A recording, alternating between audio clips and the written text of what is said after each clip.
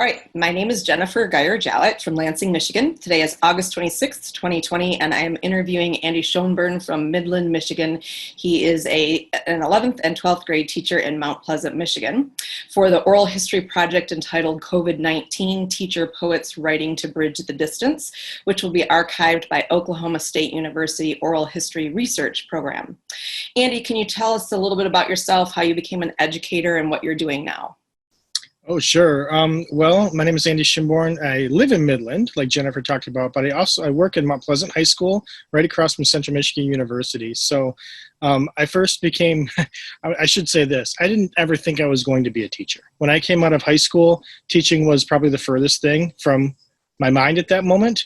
When I went to Michigan Tech to become an electrical engineer, I found out that that really wasn't where my heart and passion was. I was following kind of what my dad wanted me to do, which is a great thing to do unless it doesn't mesh well. And it didn't mesh well with me. So I thought about the things that I wanted to do, and teaching was raising its voice within my heart at that moment. And I didn't necessarily want to go back, but I did, and have been loving it ever since. Been trying to hold on to that whole idea of being a lifelong learner and growing with my students. And I think being a teacher of writing especially is important when you're a writer yourself, because you have these new insights that come up every day just through the practice of writing that you can share with your students, and you have more of a, how do I want to say it, like a bond. You can speak writer to writer versus you should just do this because X.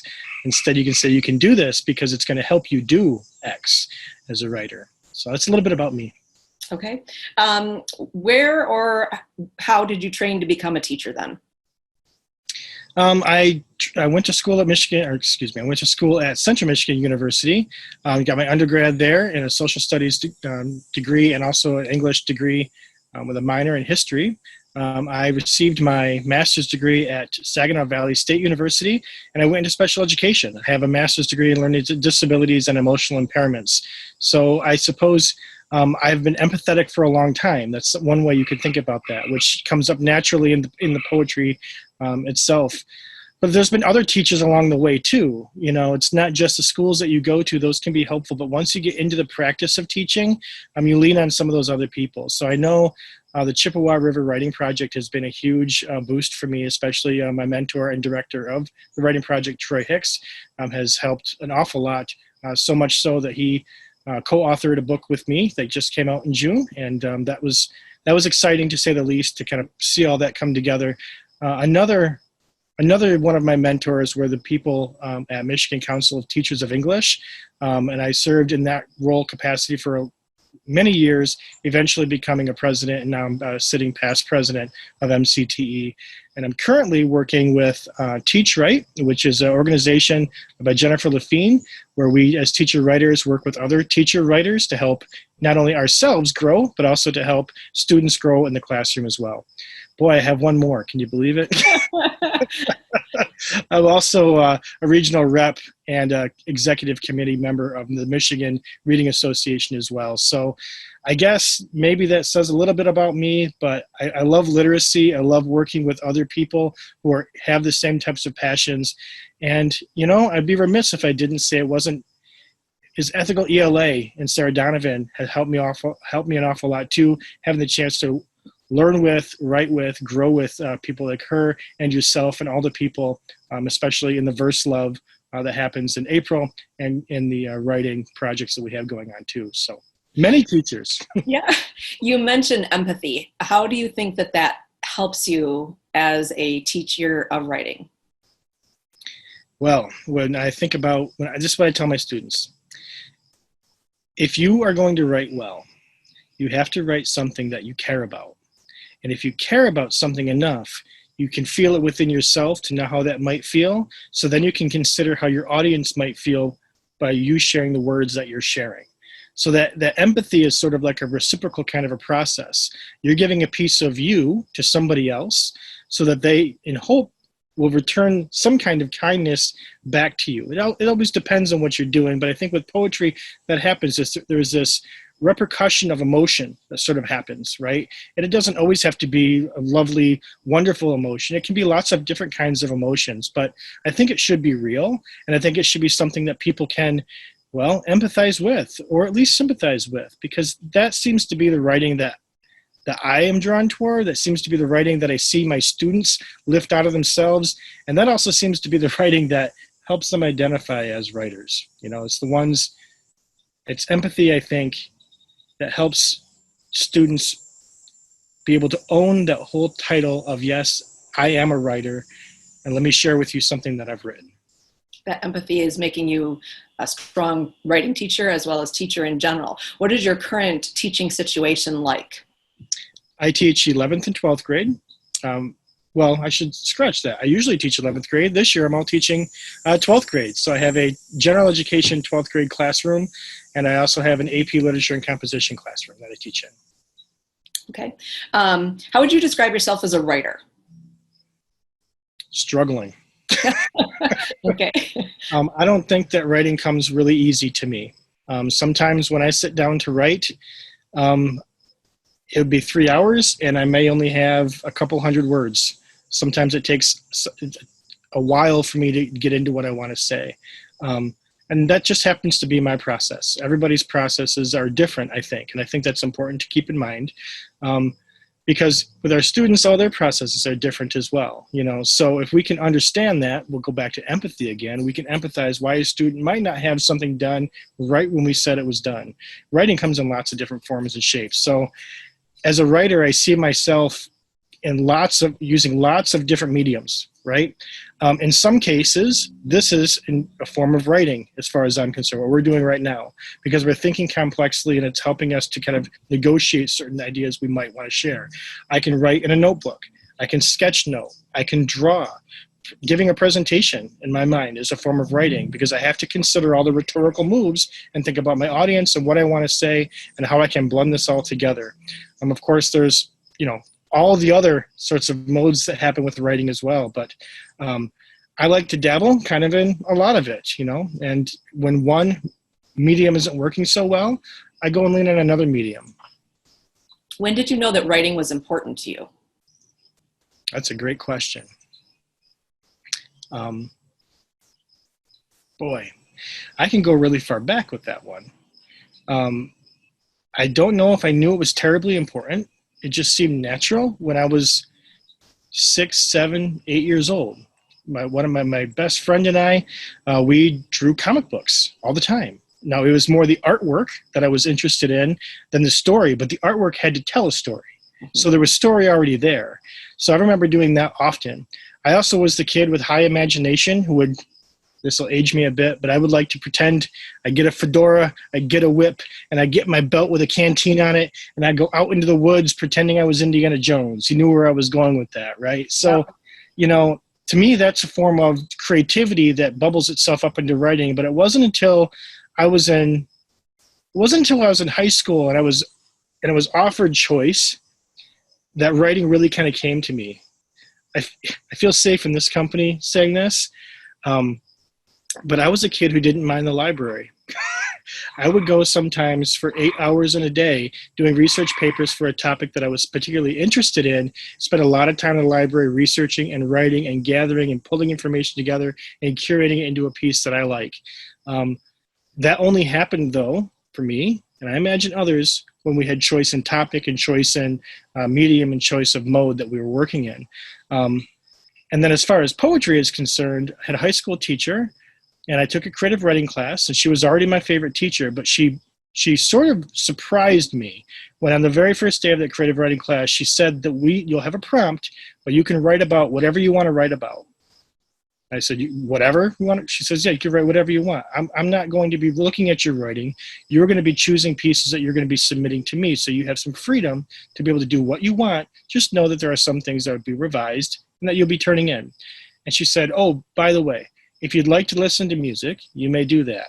That really helped me because I could put on my Sony Walkman, right? Could put on my headphones and I could listen to music, which would also inspire me to write as well. And I knew from that moment that friendships could form among not only me and older people like my teacher, friendships could also form with people of my age and even younger than me too, when we found things that we liked to write together. I guess, long story is writing has always been important to me, whether I realized it was or not. Okay, good. All right, going back to March 2020, how did you learn that teachers in your state would be quarantined? Immediately. Okay. It just happened. We were told that we had about 24 hours to get our things together. That would be it. We would probably come back in 2 weeks was kind of the thought process. And in my school district, we had spring break kind of embedded into that. So it would be 3 weeks. So didn't really say goodbye to students. We laughed about the upcoming apocalypse, and we sort of joked about it a little bit, and I grabbed a couple of books, specifically poetry books off my shelves. Mary Oliver's Devotions come to mind, and Ross Gay's Catalog of Unabashed Gratitude comes to mind too. So I pulled those. I looked around my classroom. We didn't say goodbye because I thought I'd see them in 2 weeks. Right. So that's kind of how that worked. What were some of the initial losses and concerns that you had once you realized it was ongoing? My first, well, I would say, do you want it from a teacher perspective or from a personal perspective? Either way. Well, from a personal perspective, I have a brother-in-law and sister who live in New York City. They live right in Manhattan, West 95th Street, so just on the west side of Central Park. So they're in the heart of the city. And when I was watching all those things happening, she has a 2-year-old daughter, and she was at that time, I think 8 months pregnant. Now, she was very close to having her second child, who was born during the pandemic. And I was worried about them watching all the things unfolding, not being able to see people, especially if you were unlucky enough to lose somebody during the pandemic. Mm-hmm. And all of that was hard.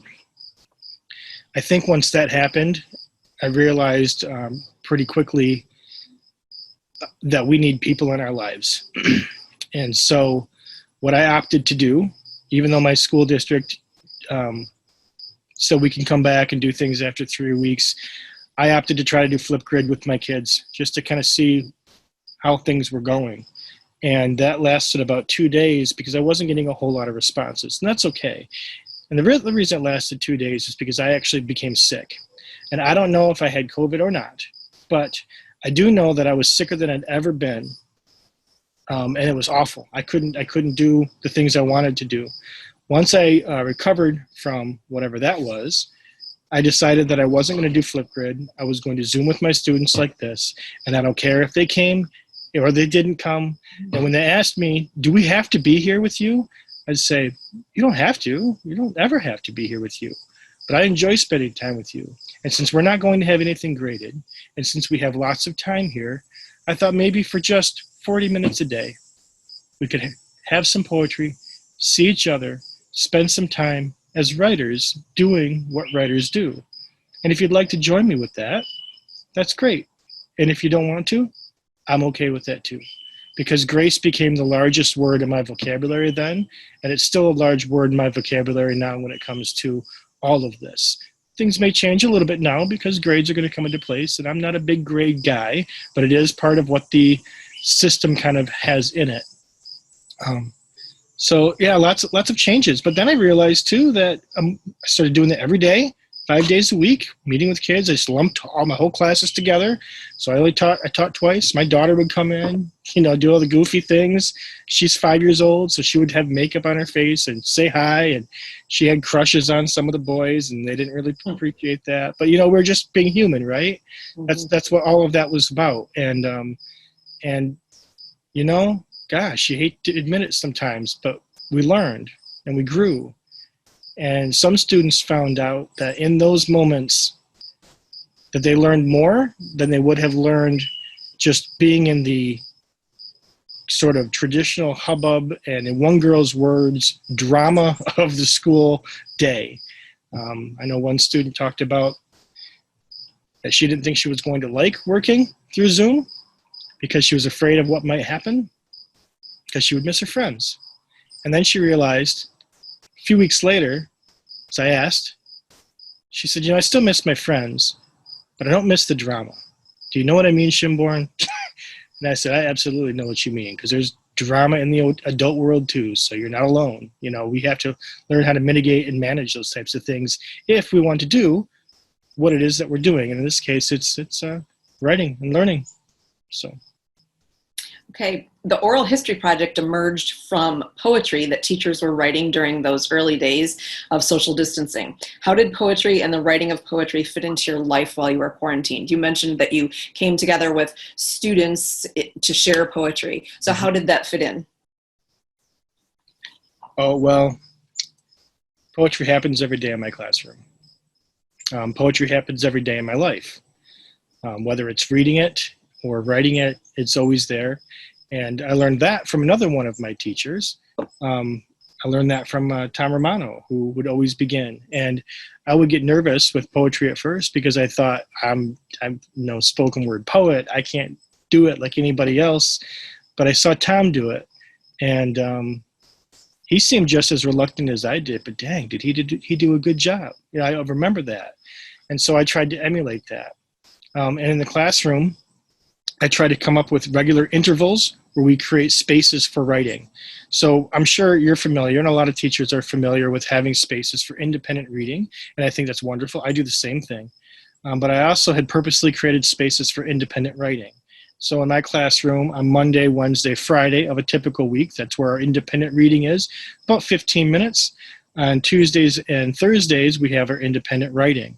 And in that time, we share usually poetry because it's small enough that you can do something with it, right? And you can have a completed piece, or at least work toward a completed piece.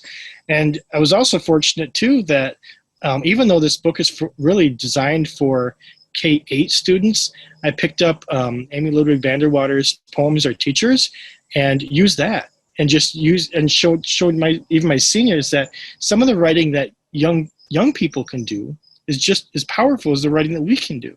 And so if you can do it, we can do it too. And it helped them to understand too that we're not just writing to write, but we're paying attention to the words, and we're paying attention to the decisions that we're making as writers. And everything, especially I think in poetry, everything has a place and a purpose that maybe gets amplified a bit more than it would in larger modes of writing.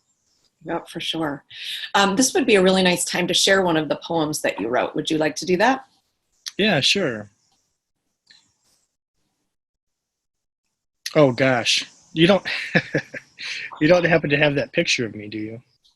I would have to find it in an email. I might be able to do that. Well, let me grab it.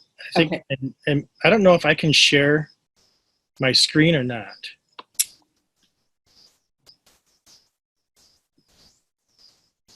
I'm going to let you try first. Okay.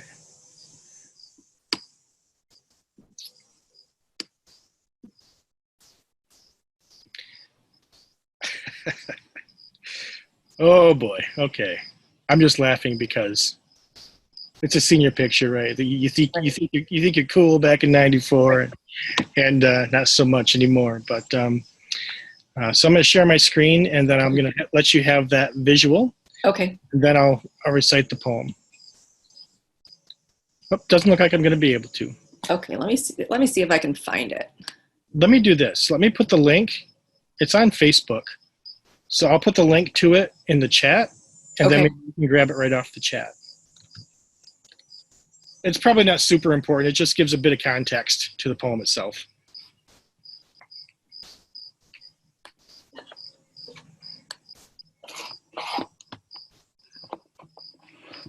Okay, it's pulled up.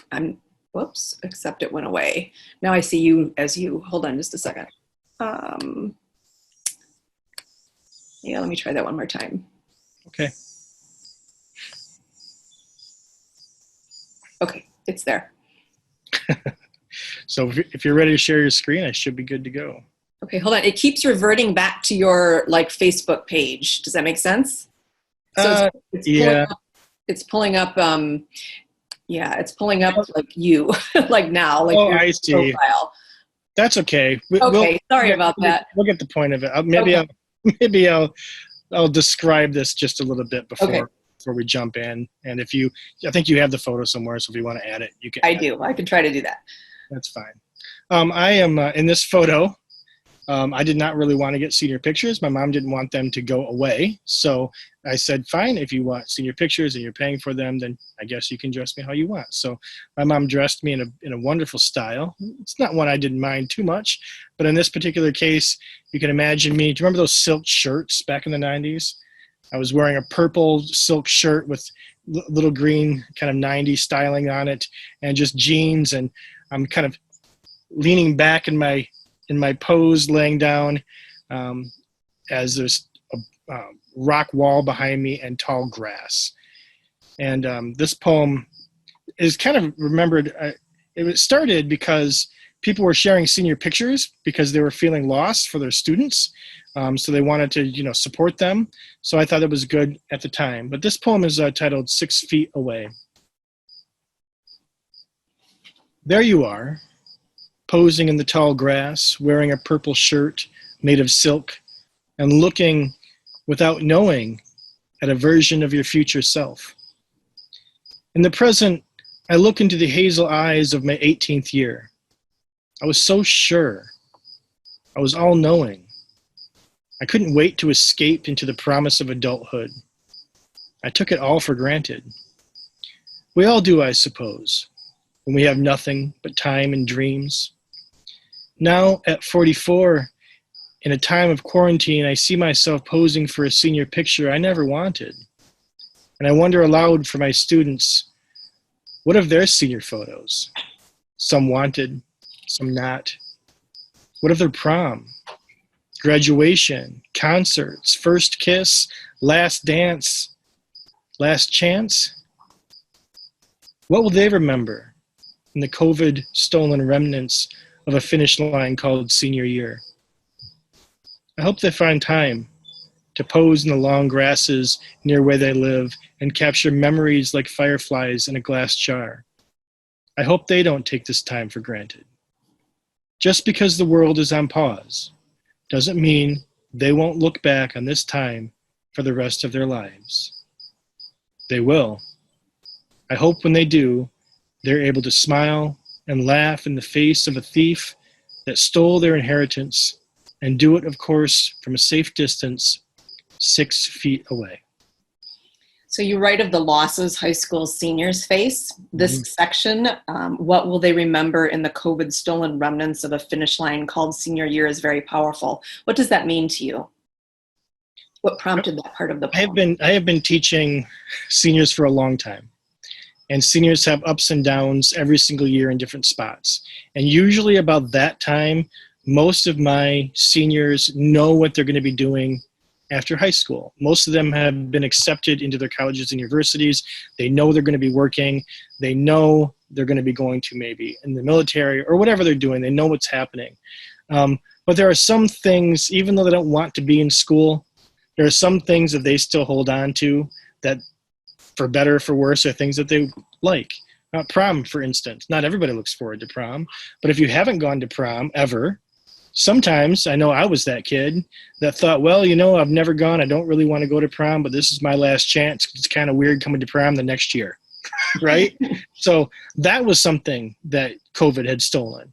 I think about all those students who play soccer, who run track. I think about the students who have that last drama, theatrical performance. I think about those students whose lives are based around music and didn't have a chance to finish that out. I think about the students, which is all of them, who graduated, who didn't get to go across the stage and complain about how hot it was and how stupid it is that we have to be there for 6 hours or whatever it is, right? There's a lot of the little things. How about the last day of senior year, which for my students, and I think a lot of seniors, is such a mixed bag. It's the missing out on senior pranks. It's the missing out on saying goodbye with the tears or the laughter. Or in my school, it has a tradition of the seniors go and they kind of march through the school on their way out, kind of a a last goodbye, see you later, I'm never coming back here again kind of a thing. And they didn't have a chance to do that. You know, I could probably go down lots of other rabbit holes with that. But those are some of the things that COVID stole. And they may not care about it right now, but I will say this, for the rest of their lives, they're always going to say, I didn't get a chance to do that. Yeah. You also mentioned hope, though. You wrote about that, that they find time to pose in long grasses near where they live and capture memories like fireflies in a glass jar. That image of the captured fireflies evokes hope to me. Mm-hmm. Can you talk about that a little bit? Yeah. So they had a lot of things taken from them, but they also had new opportunities that could be afforded to them, right? Maybe they couldn't travel too far beyond their homes, but maybe they could get outside. Maybe they could go outside, and I have woods behind me, you can see that, and maybe they can just go see what that's like to be out in the peace and be in nature and away from the electronics and all the things that they didn't have time to do because school or planning or whatever was going on. I think there's always sort of a positive and a negative to almost everything in the world. And what we choose to focus on, I think, tells us a whole lot about who we are and helps us understand who we are.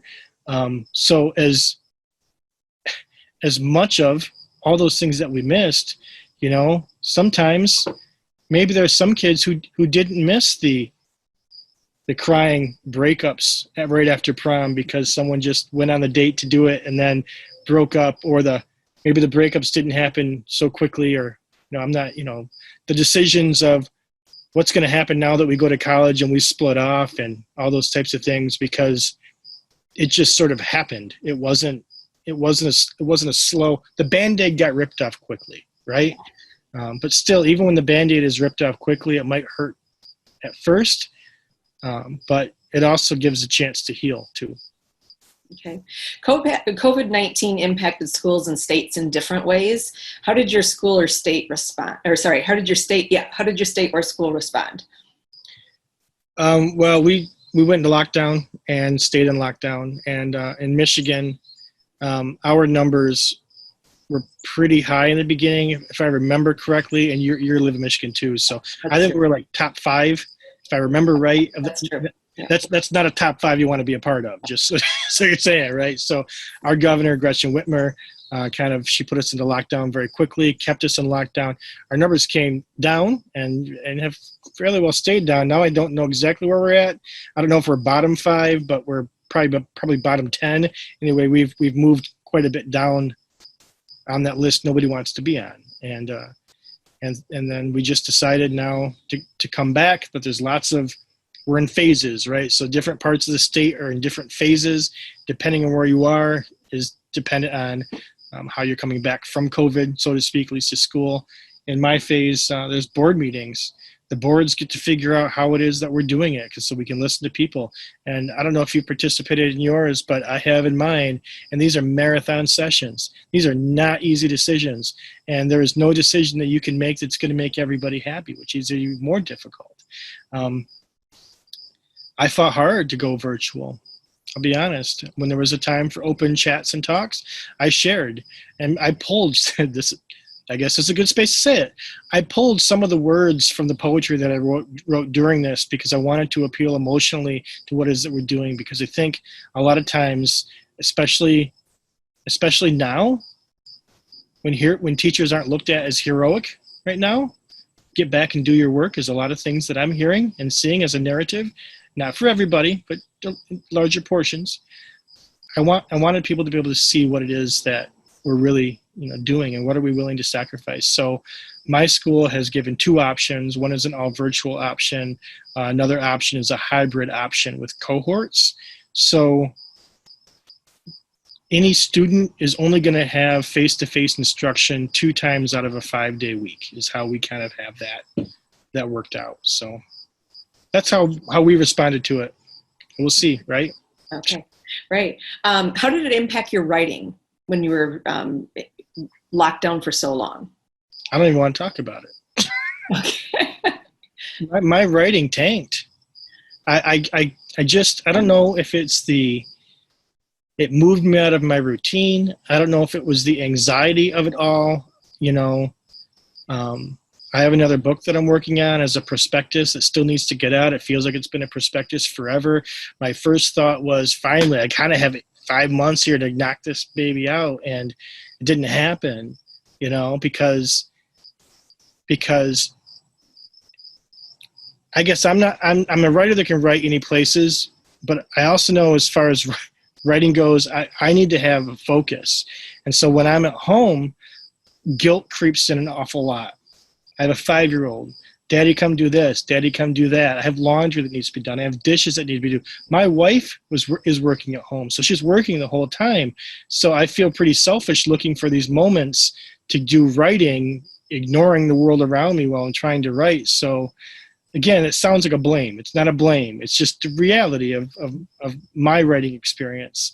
But I did find doing short clips and not worrying about trying to write large chunks of time, that helped me. So I did write. I didn't write as much as I had wanted to, but I do know too that having spaces like our 5-day writing challenge, having spaces where I'm in 2 different writing groups, so we meet through Zoom, that helped me, because for this hour and a half, this is dedicated to writing. And I know that, and it helps me to kind of keep the momentum going. But I don't know. I wish I would have kept doing more. But I also think too that when you talk about empathy early on, we don't know what's going on in the lives of our students, right? And so me just pointing a finger and saying it's time to write, how come you're not writing? We don't know all the things that they might be thinking about, you know?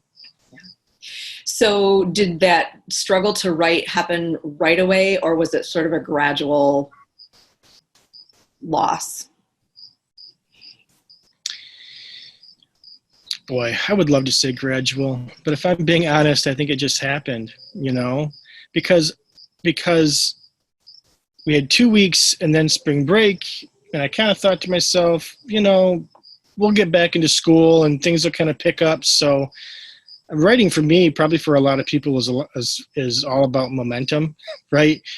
Either keeping that momentum of moving forward, or the momentum of how do I get started again? Because it feels like for me, it feels like I'm pushing. It's almost like a train, so to speak, right? Like it's a slow moving to get going, but then things are moving pretty fluidly. At least in this case, the train can stop real quickly, you know, and that's kind of what happened to me. But I think, I don't know. I don't think I'm alone in that. I think a lot of writers and creative people in general, I think they would say that, because our routines were stopped, right? I think habit and routine is huge for creative people in general. And for me anyway, it's huge for writing. You know, it's those,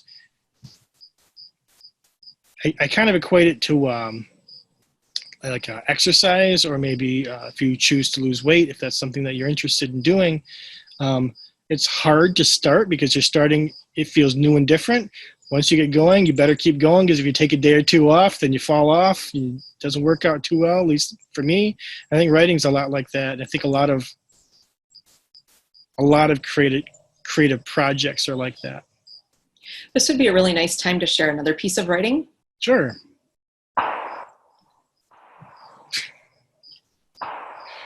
I should just say real quick, if you're hearing that in the background, there is a shooting range not too far away from me.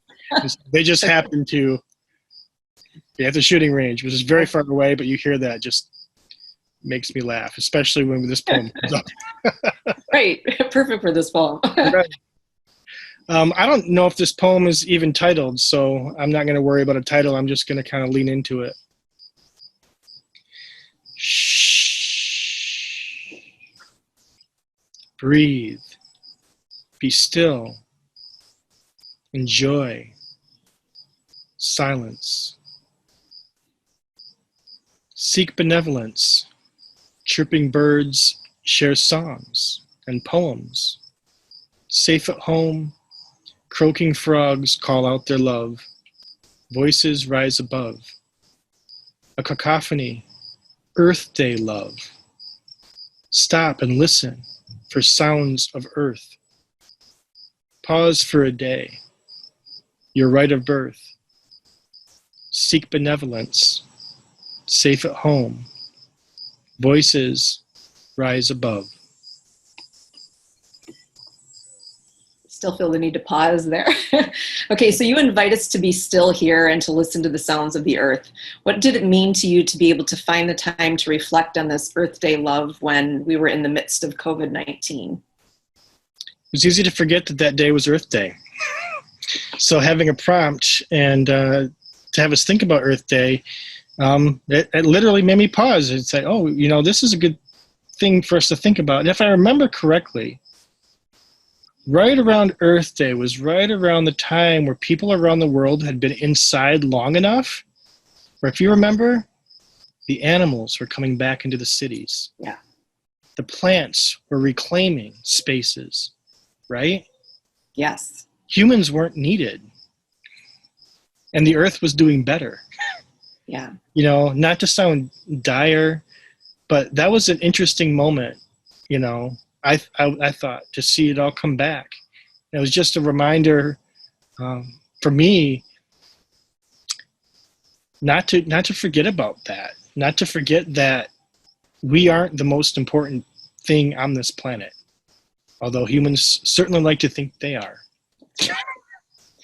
What has it meant to have this third space between school and home that is just for teacher writers during our month-long writing time? Yeah. There's a kinship that happens. You know, I mean,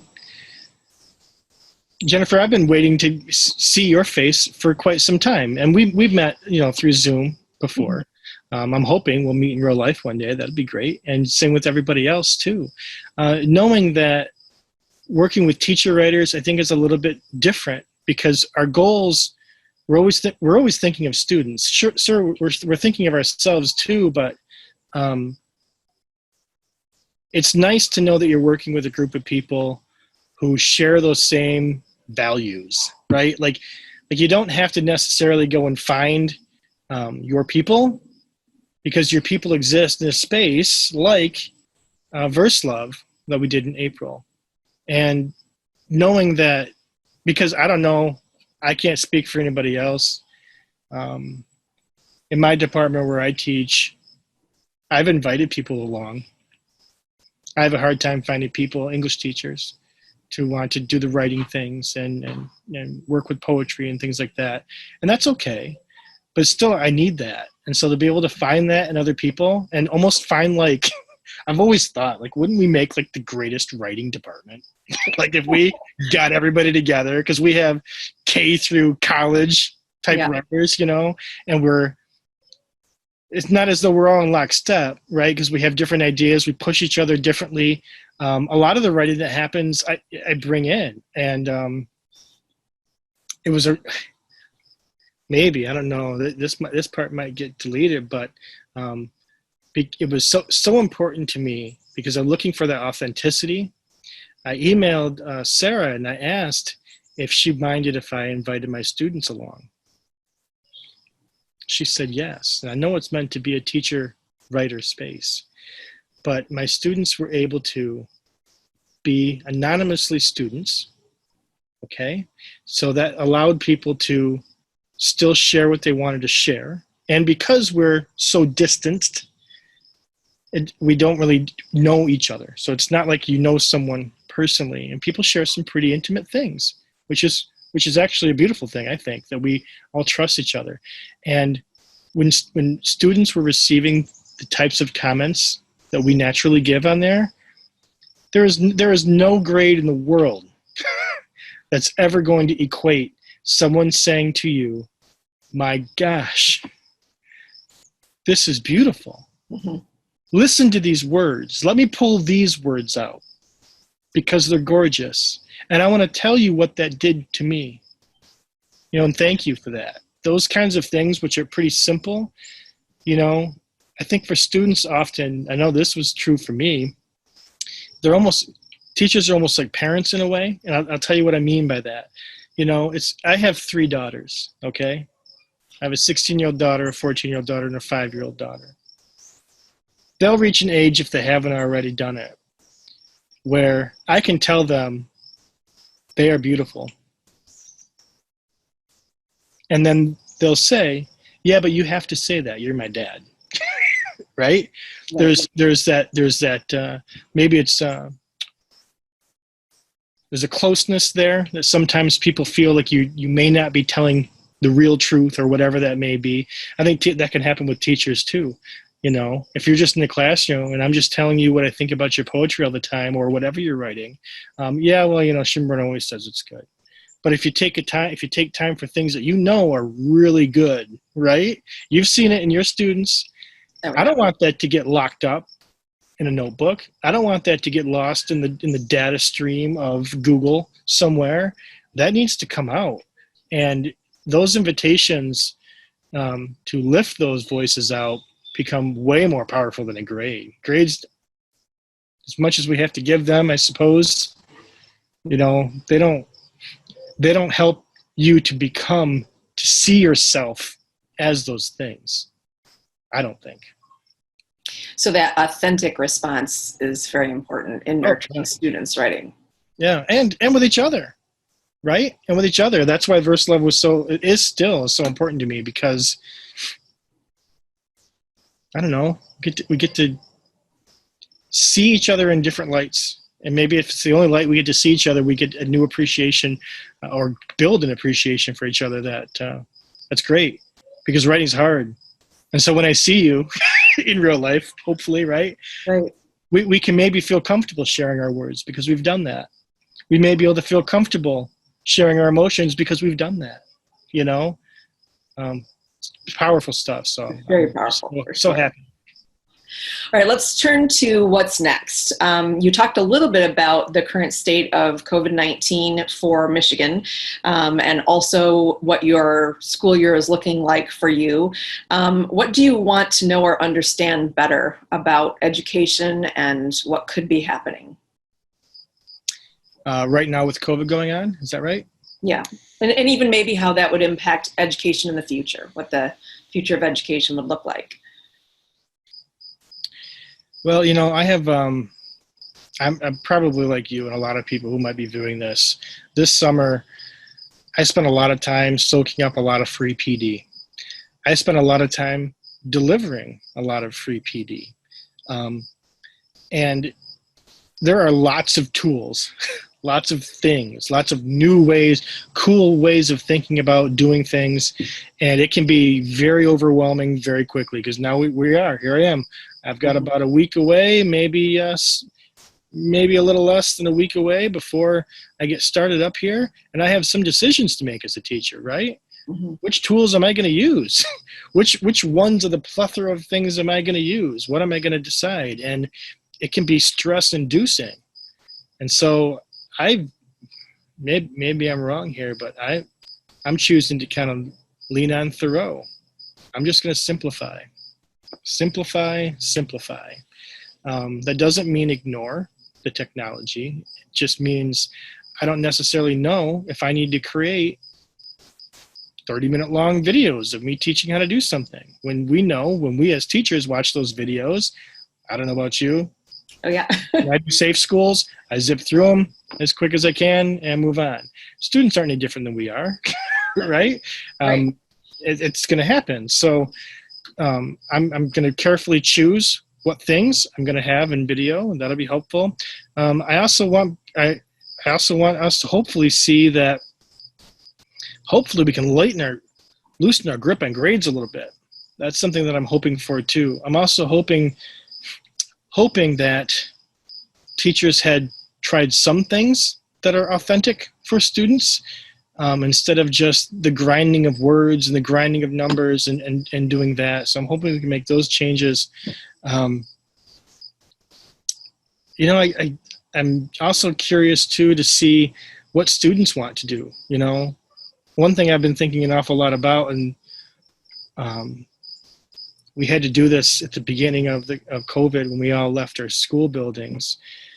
I think curriculum gets a lot of focus and attention. I don't know about you. I can teach curriculum. I've done it for years, but that's not why I went into teaching.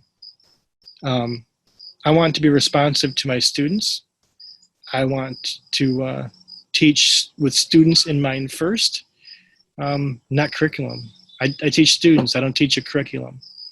And if we can find a way to make that work, curriculum feels good for school boards because they can say this is what we do. This is what we do, right? Curriculum feels good for administrators because we can test that and get data, right?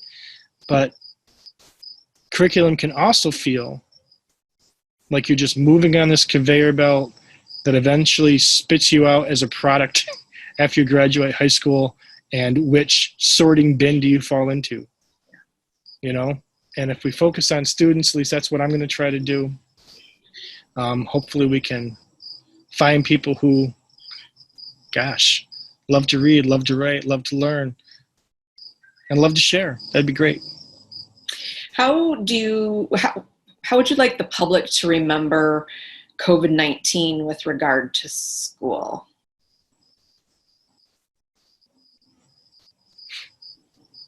I think I would like them to remember, as teachers, we are heroes. I think I'd like them to remember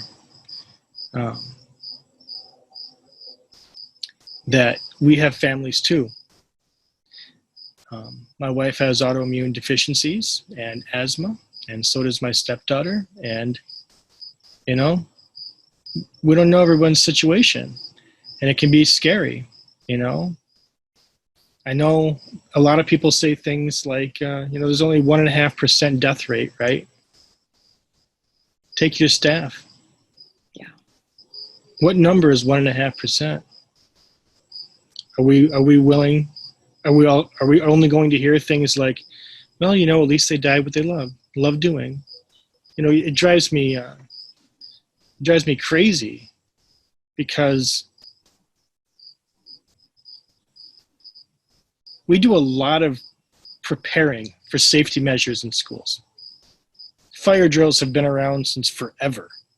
We don't really think a fire is going to happen, do we? I mean, to be honest, we don't really think, but we do it, right? The potential of it. Tornado drills, we do those. I haven't had a tornado in Michigan in many years, at least where I live. Right. But we do those. We're preparing for it, right? And most recently, and it's never fun to talk about, but we prepare for school shootings. We put our students in pretend trauma situations for the possibility that might happen. And yet it really bothers me to think that we're not living in a possibility of pandemic. Right. We are in it. It is a reality. And yet we're sending people off. And I understand there's lots of different variables in place for that. But, I want the general public to realize that we do a whole lot in preparation. What are we doing now in the reality of COVID? And not to see the narratives of teachers want to go virtual so they don't have to work so hard. Because that's not the case. I can speak for myself only. I want to go virtual fully. So my students and their relatives and their grandparents don't get sick. We live right across from Central Michigan University. They had their welcome weekend parties. But you live near MSU. Yeah. Right? Yeah, Central Michigan was hit pretty hard with the... Pretty hard, yep. Yeah. Every day it's about doubling right now. And, what messages are we sending? That's what I think about. I want them to see that we care. We're not, we're not pulling back and doing virtual because we're lazy. We're doing virtual because we, as we've always done, care about you.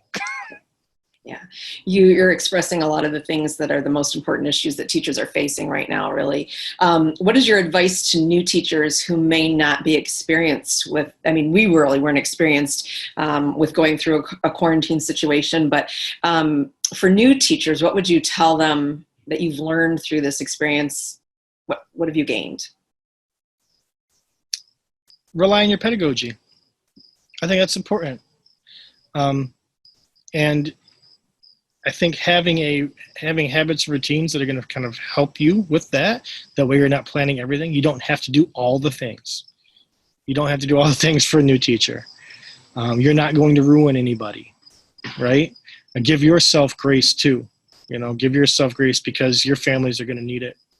You're going to need it. We have self-care is important as well. Lean on those who you feel most comfortable leaning on, because if you don't necessarily have to recreate all of these new lesson plans for yourself and now add all this tech on top of it. You can, I would say, take whatever resources you can get and use it as best you can. I would say two of the things that would be fairly easy: bring independent writing into the room, because you don't have to send a book home for that. You can just have a prompt. Even if it's something silly, what is your favorite color and why? Just write about that for 10 minutes. It doesn't have to be a really profound prompt, right? And then sharing. And that's how we create community. I think about icebreakers. Icebreakers would be really hard because we're not seeing people. We can't do the normal kind of icebreaking thing. I haven't done icebreakers in about 8 years because I've been leaning on writing. We learn a lot about each other through writing. Mm-hmm. I know a lot about you. Don't know everything about you. I know what you've been willing to share with me, which, by the way, I'm very appreciative of. Thank you. You're welcome. But that's how we get to know each other, through our writing. That's how I get to know my students, is through our writing. So on day one, and this is what I would suggest too to new students or new teachers. On day one, instead of going through all the rigmarole of here, it's going to look weird. School's going to look really weird. Classes are going to be half empty.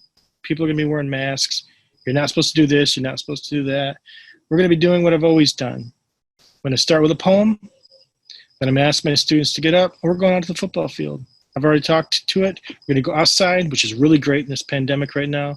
We're going to go to the football field. We're all going to stand up, very well distanced, along the one of the end zones of the football field. And I'm going to ask students to take out something to write with and to look down at the end of the end zone, because there's 100 yards. Each yard marker could represent a year of your life. So I'm going to ask them to walk out to wherever they happen to be and to have a seat. And I'm going to walk out too. And man, I don't like getting close to that 50-yard marker because that's where I'm getting, okay? But it's a visual. Do we all have 100 years to live? I don't know. But we can get a good sense of where we're at. And then I'm going to ask students to write about their literacy journey. How has their writing and reading got them to where they happen to be right now, in this moment, in this 17th year? I'm going to ask them to write about that. And that eventually is going to be turning into a blog post where we get to then comment and see, you know what, we have a lot in common as far as our joys with literacy and our struggles with literacy. And it turns into good conversations, because one of the things that always pops up, and you won't be surprised by this, literacy choice are the things that cause kids to remember and feel like literate people. And those are some of the things, quick and easy things we can do. It shifts perspectives a bit. Kids won't really be anticipating that, It also gives us some purposeful writing for getting us ready. So those are the types of things that I would suggest for a new teacher. And if they didn't feel comfortable doing it on their own, they could come join me, right? If we're the same hours, that's okay, or do whatever they want, because I think if you try to teach like someone who you aren't, you lose who you are in some cases. So you have to know your pedagogy and feel comfortable with whatever that might be. You have me wishing we had a football field near our school now, which we don't. We have baseball fields. The effect is similar, but not exactly the same. All right, so you begin the year with our writing. We're going to end our time together with another piece of your writing, if you'd like to share another one. Yeah.